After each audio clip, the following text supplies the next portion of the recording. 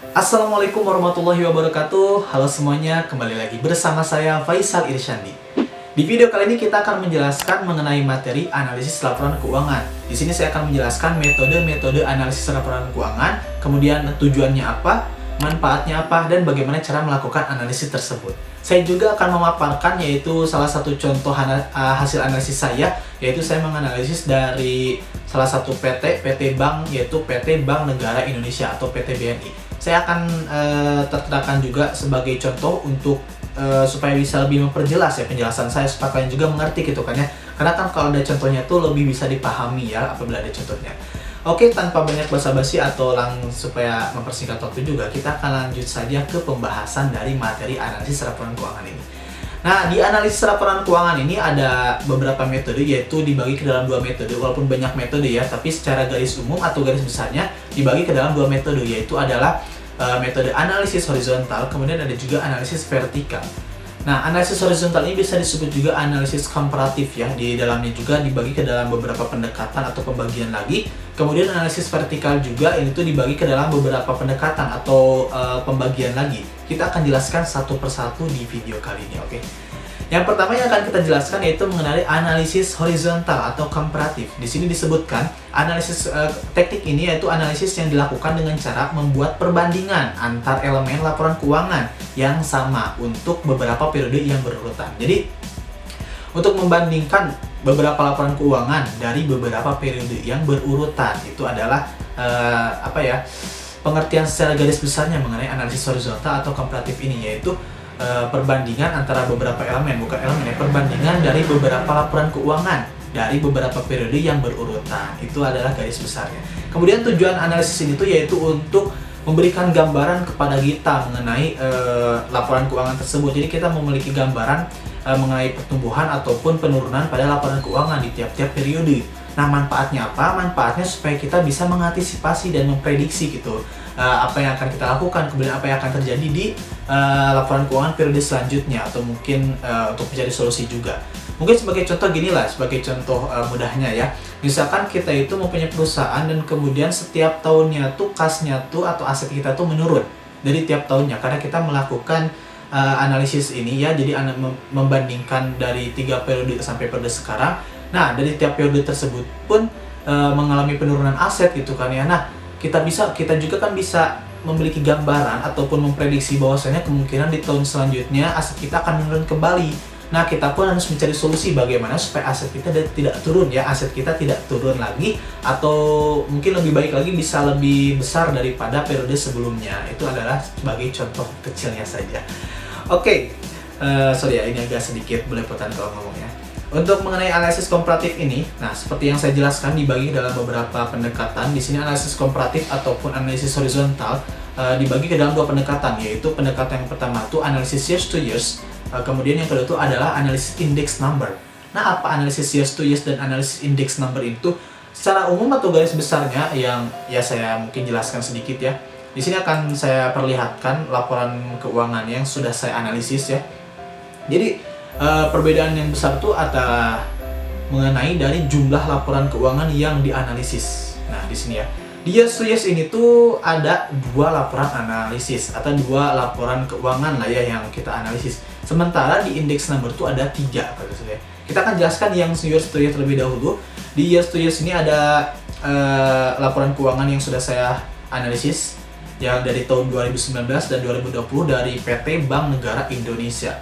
Nah, bagaimana cara menganalisis atau bagaimana analisis years to years ini bisa dilakukan? Bagaimana caranya misalkan kayak ini tuh supaya kita bisa melakukan analisis years to years ini? Mudah saja ya. Pertama kita susun terlebih dahulu laporan keuangannya, laporan keuangan dari aset, kemudian liabilitas, ekuitas ataupun laba rugi juga kita susun laporan keuangannya.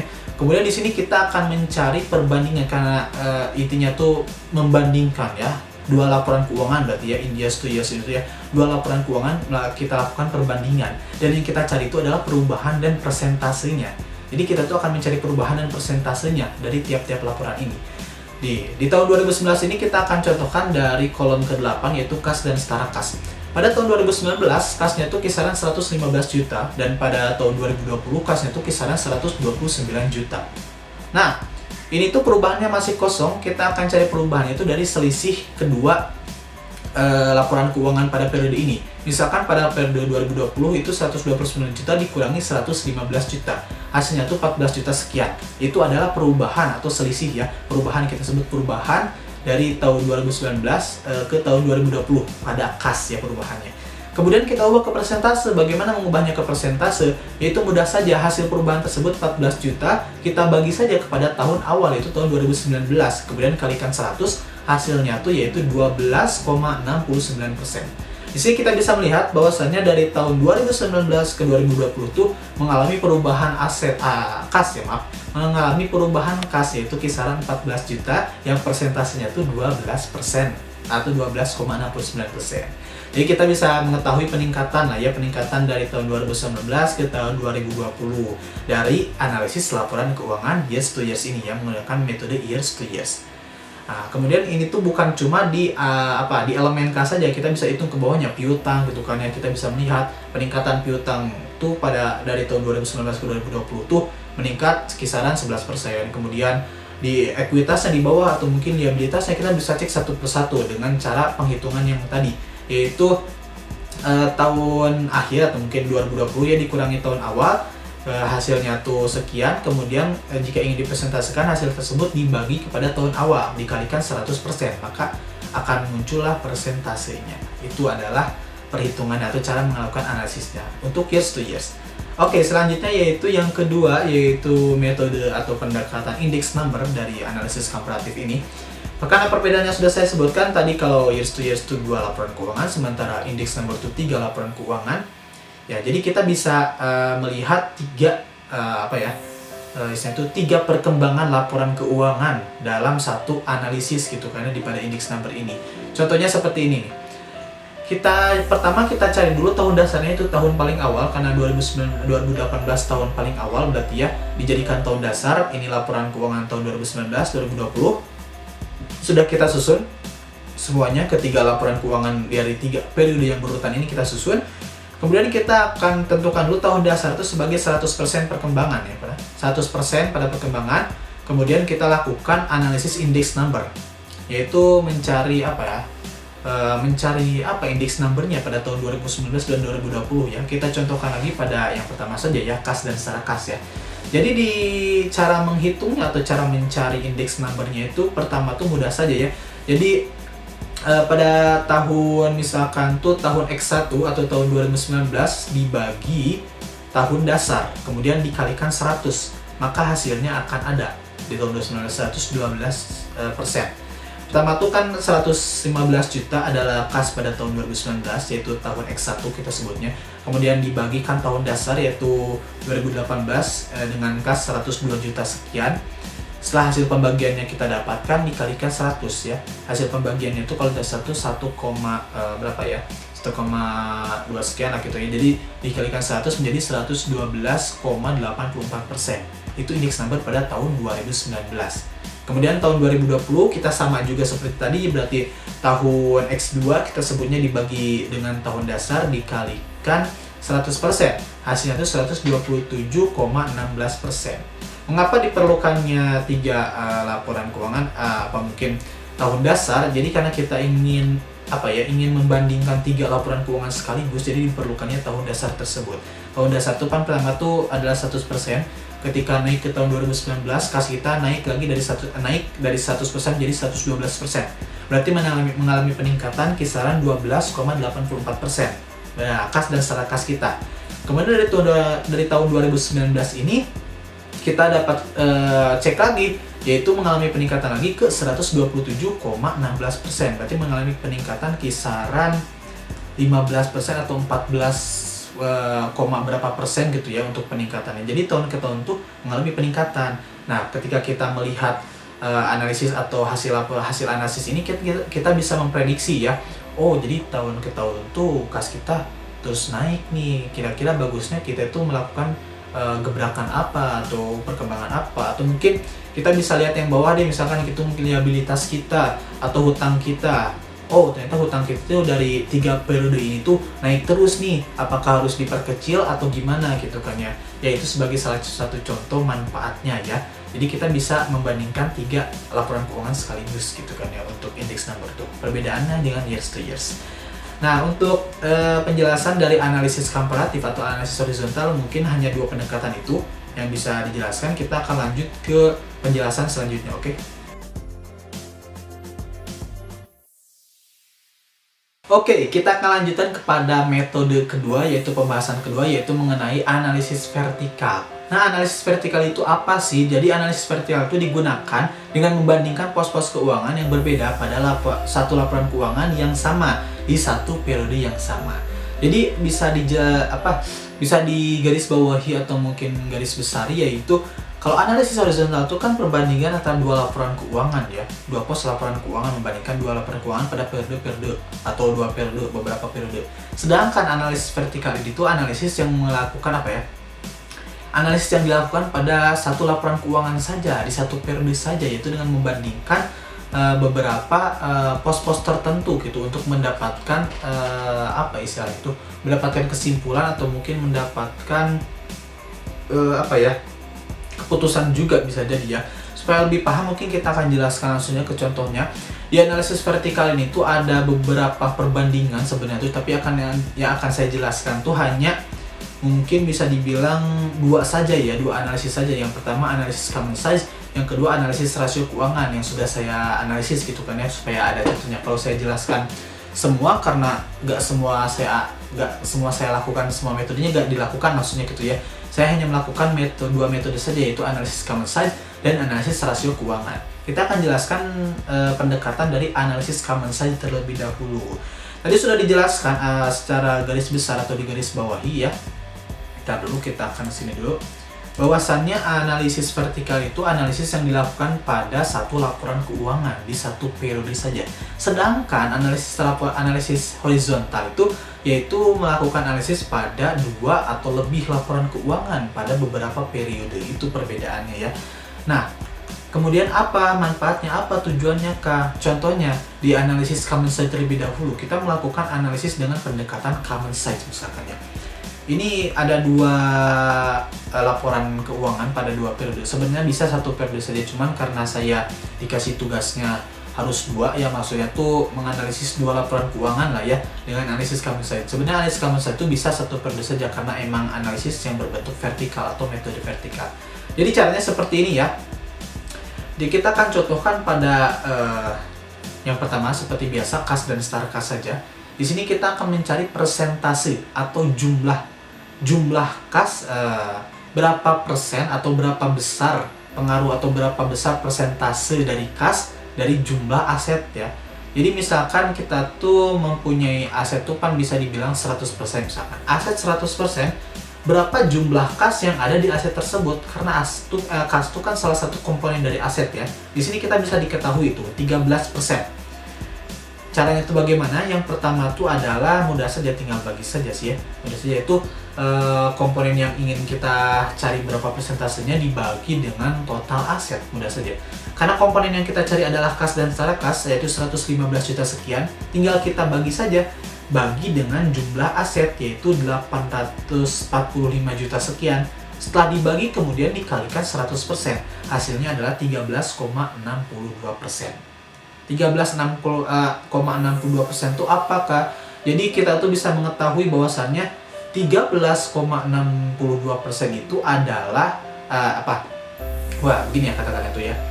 Dari 100% jumlah aset, 13,62% itu merupakan kas dan setara kas, gitu loh. Jadi dari 100% jumlah aset, 13,62% itu merupakan kas dan setara kas.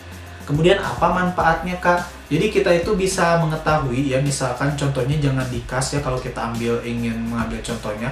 Contohnya itu adalah misalkan di piutang nih, Di sini kan piutang tuh 2,38% pada 2019. Jadi kita bisa mengetahui dari 100% jumlah aset kita tuh 2,38% itu merupakan piutang, masih piutang ya, belum menjadi kas, masih piutang dari usaha pihak ketiga. Nah, jadi kan kita bisa mengetahui kalau misalkan di tahun 2020 tiba-tiba naik lagi, jadi kan itu tuh aset kita tuh berarti bukan kas semua, cuman masih ada yang piutang juga. Jadi kita itu harus Jadi kita bisa menyiapkan strategi bagaimana supaya di tahun nanti piutangnya tuh atau nanti aset kita tuh tidak berupa piutang di tahun selanjutnya. Jadi supaya berupa kas, mungkin dengan cara menekan kepada yang berhutang misalkan untuk segera membayar hutangnya dan sebagainya. Contoh seperti itulah. Jadi kita mencari solusinya. Jadi kita bisa mengetahui berapa persen gitu kan ya, kalaupun nggak di aset tuh misalkan lah kita di laporan liabilitas gitu kan ya, dari jumlah liabilitas tuh kan kita bisa mengetahui berapa persen liabilitas jangka pendek kita. Oh sekian persen dari jumlah liabilitas. Jangka panjang kita berapa persen? Oh sekian persen dari jumlah liabilitas kita. Itulah salah satu manfaat dari dari analisis common size ini ya. Dan caranya seperti tadi, cara menghitungnya mudah saja, yaitu komponen yang ingin kita ketahui, misalkan kas dibagi dengan jumlah aset berarti ya, karena kas itu termasuk aset ya, kas dibagi jumlah aset dikalikan 100%.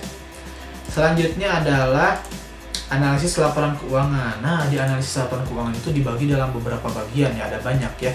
Jadi analisis laporan keuangan itu analisis rasio keuangan, maksudnya analisis rasio keuangan digunakan untuk menilai suatu kinerja perusahaan berdasarkan pos-pos laporan keuangan pada satu periode tertentu.